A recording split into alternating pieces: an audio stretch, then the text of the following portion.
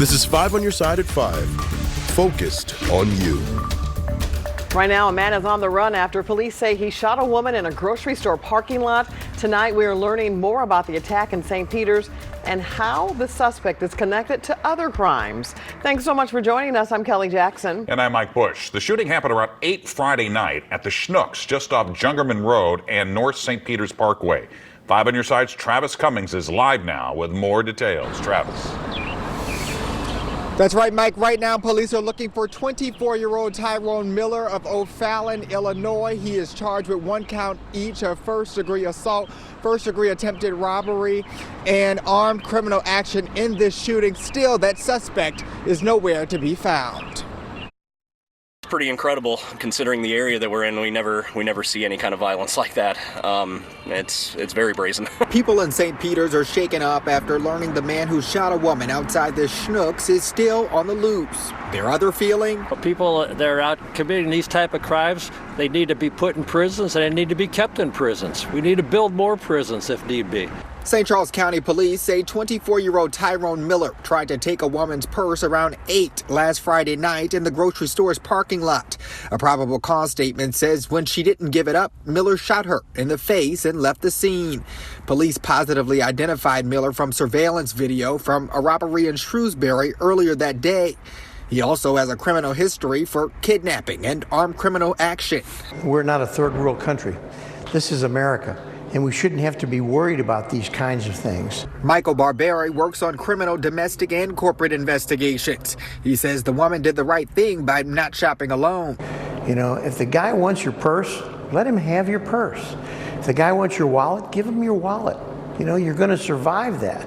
You may not survive it if you start fighting with the guy who's got the gun. The other major issue, though, and something citizens all across the region have been calling for lately, harsher penalties for repeat offenders. If we do a deep dive on him, we'll probably figure out that he has been institutionalized. So he gets out, goes out and does the same thing over and over again.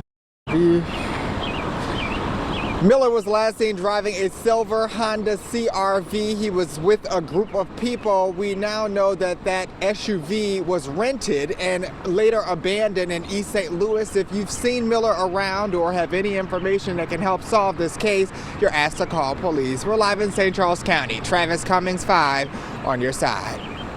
Tonight, police are searching for a driver who hit and killed a pedestrian in Ferguson and then drove off. Today, the victim was identified as 61-year-old Willetta Anderson Watson. Just before 6 this morning, a driver hit her with their vehicle outside of Circle K near Woodstock and South Florissant. That driver stopped to check on her, but then a second driver in a maroon crossover SUV hit her.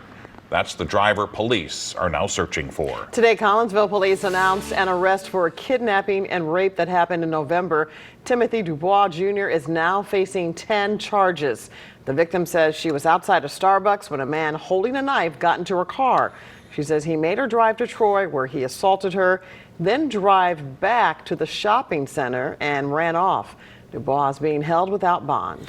The city of St. Louis is giving people who live in an encampment near Laclede's Landing until Friday to move out. Tonight, people are gathering at City Hall to protest the plan, and that is where Elise Schoenig is live. What are they demanding, Elise?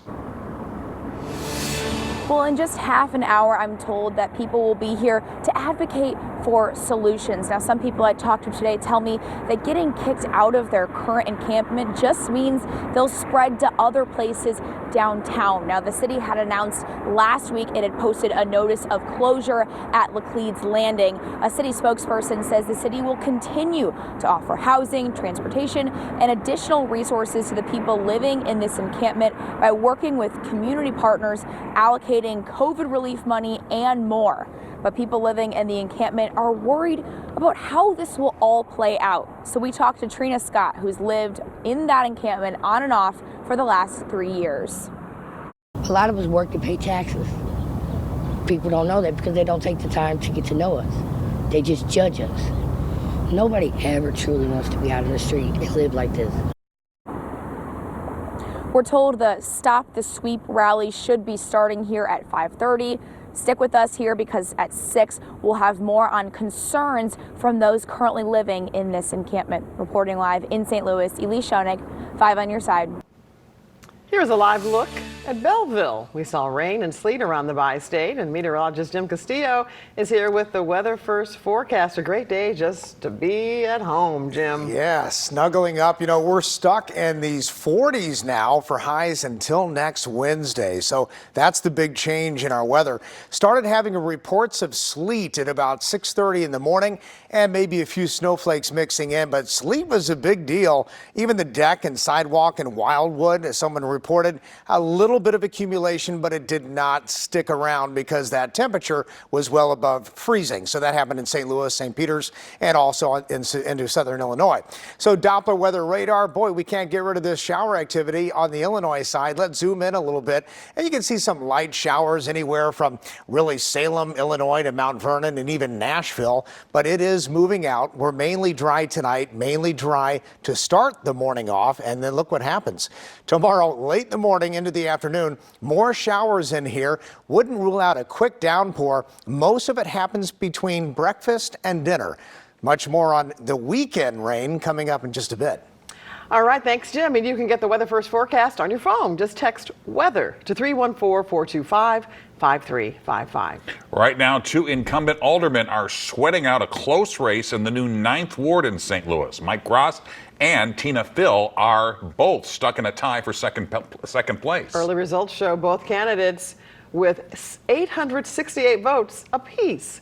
An outstanding provisional ballot for a military ballot would decide the whole thing. Our political editor Mark Maxwell is here with new details on what could happen if this thing finishes in a tie, Mark. That's right. If you needed a reminder that every vote counts, this is it. Nearly 24 hours after polls close, we are now in a very low turnout election, and the unofficial results still show a tie in that second place for who would advance in the new 9th Ward. Election officials identified more than a dozen signed envelopes with provisional ballots inside of them. They were captured around the city on Election Day. They haven't yet indicated what's inside those envelopes, if they might contain that decisive ballot from the 9th Ward or if it's some other race. If none of those ballots have a 9th Ward vote in it, or if some of those voters selected both incumbents Mike Gross and Tina Phil, then when the results are certified on Friday afternoon and it's still a tie, experts told us it could come down to a coin toss, though the election officials themselves weren't quite sure.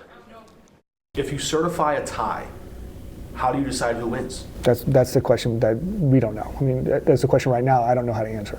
Could this come down to a coin toss? I'm not going to answer that. I have no idea. I mean, based on the ordinances, it seems like it's a coin toss. You know, if that's what it's going to be, you know, I know that we will come out to see who's going to be the victor. I do feel like some arbitrary means to settle this might disenfranchise some voters. Low turnout caught both incumbents off guard, and a surge of effort from newcomer Michael Browning also appears to have caught them off guard. Now there's a very real chance the career of one of two St. Louis City aldermen could end in a coin toss. We should have more clarity from election officials when they certify results at the end of day Friday. We hear more from them tonight at 6. Very interesting. All right, thanks, Mark. And today the Missouri House passed a bill that would change the state's public education. The bill would allow students to transfer to districts where they don't live. It barely passed through the House. Now it goes to the Senate.